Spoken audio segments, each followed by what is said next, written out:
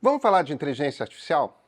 Olha, tem tudo a ver com política. Tem uma frase que tenho repetido recorrentemente por aqui. As duas pautas mais importantes para as sociedades hoje são regulação das plataformas digitais e mudanças climáticas. E ambas são pautas que os governos têm evitado de encarar. Por quê? Por conta da crise democrática pela qual o mundo e o Brasil, passam. E olha, as duas coisas estão atreladas, tá? Mas vamos falar de inteligência artificial. Vocês assistiram muito possivelmente a algumas das demonstrações que OpenAI e Google fizeram na semana passada das novas versões dos seus algoritmos. É o GPT-4o da OpenAI e o Gemini 1.5 do Google. É muito impressionante, tá? A gente ainda não teve acesso às ferramentas novas de forma plena. Isso vai demorar algumas semanas. Mas se a demonstração pública que a OpenAI fez do GPT novo não tiver maquiada, se aquilo funcionar como parecia no nosso celular, daquele jeito mesmo que funcionou no palco, o assistente é capaz de conversar que nem gente. A gente sente a emoção na voz. E sim, através da câmera do celular, esse novo ChatGPT é capaz de compreender o nosso estágio emocional. Vamos dar 2 passos atrás? O quanto vocês compreendem desse debate todo sobre inteligência artificial? Eu costumo explicar da seguinte forma: estamos na terceira geração de IA. A primeira geração começa quando uma tecnologia muito antiga chamada aprendizado de máquina se tornou viável. A gente já sabia escrever programas capazes de aprender, olha, desde a década de 1950. O problema é que para o computador ser capaz de aprender com a informação que damos a ele, precisa de 2 coisas. Uma é espaço de armazenamento, disco, memória. Memória mesmo, tá? Se a gente não consegue guardar uma quantidade gigante de dados, não tem o que ensinar ao computador. A outra coisa da qual precisamos é processamento, ou seja, um computador capaz de fazer muita conta muito rápido. Então, embora a gente já saiba na teoria como fazer um computador aprender há muito tempo, a tecnologia só permitiu que isso ficasse viável no finalzinho da década de 1990. Foi quando um computador da IBM chamado Deep Blue aprendeu a jogar xadrez tão bem que venceu em minutos o campeão mundial Garry Kasparov.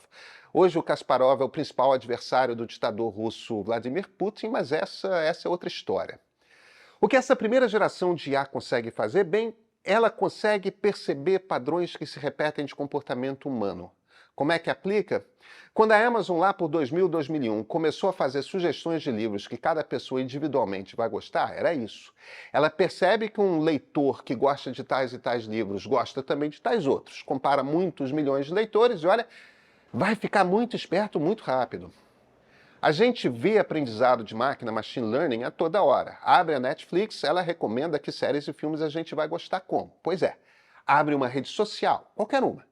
Quando recomenda os tweets pra gente, os Reels, os vídeos de TikTok, tudo isso é baseado num algoritmo de primeira geração de IA que sai tentando entender o que vai nos engajar, nos deixar emocionalmente ligados ali naquele debate, o que, portanto, vai fazer com que fiquemos muito tempo naquela rede, voltando, voltando, voltando. Vocês sabem como funciona. Nós estamos na terceira geração. E a segunda o que foi?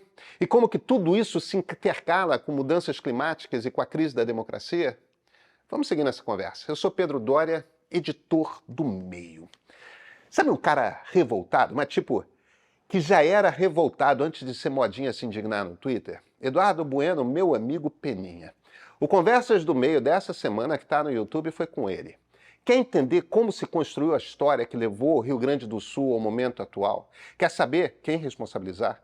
É uma conversa de 2 jornalistas que tentam entender a realidade de hoje através da história. E um deles, o Peninha, sabe tudo de Rio Grande. Nosso trabalho por aqui no Meio é esse, trazer fatos, dados, análise num universo já cheio demais de desinformação. O Meio é importante para você? Faz parte da maneira como você se informa, como você se compreende o mundo? Assina. Ajude a nos manter de pé. Cidadania inclui o financiamento do bom jornalismo. E esse é o ponto de partida.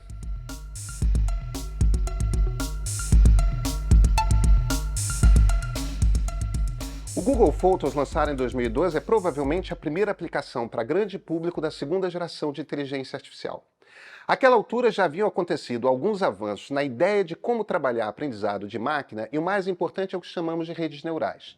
É como se, de certo modo, vários algoritmos fossem ligados uns aos outros como os neurônios são ligados no nosso cérebro.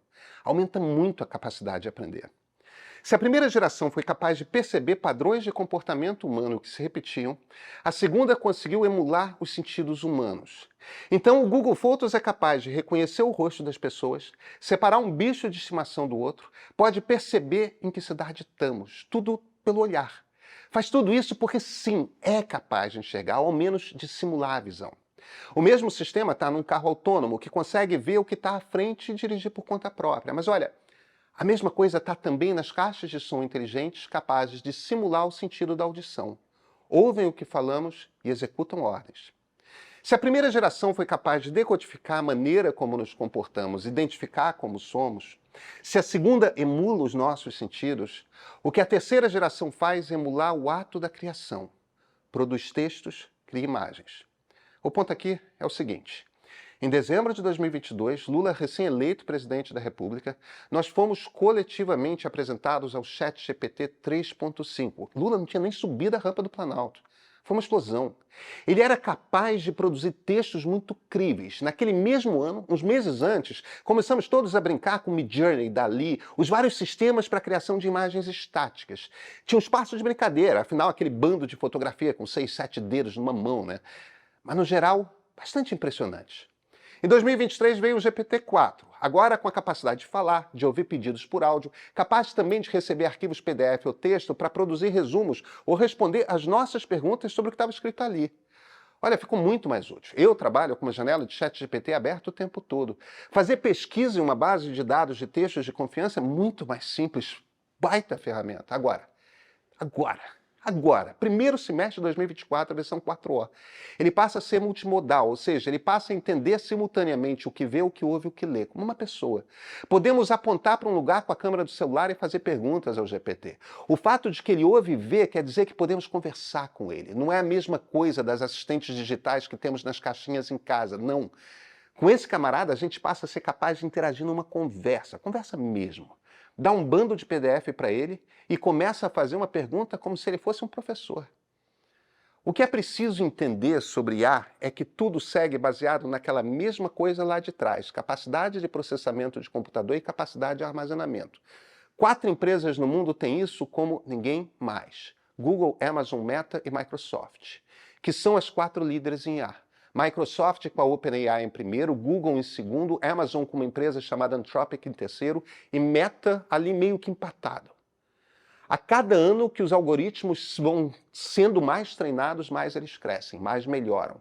Há 1 ano e meio veio o ChatGPT 3.5, agora o ChatGPT 4o reconhece nossas emoções e conversa como se fosse gente. O crescimento é exponencial. Ano que vem vai estar onde? E no ano de 2026, quando tivermos eleições presidenciais. Vejam, inteligência artificial já interfere na política. A primeira geração, tá?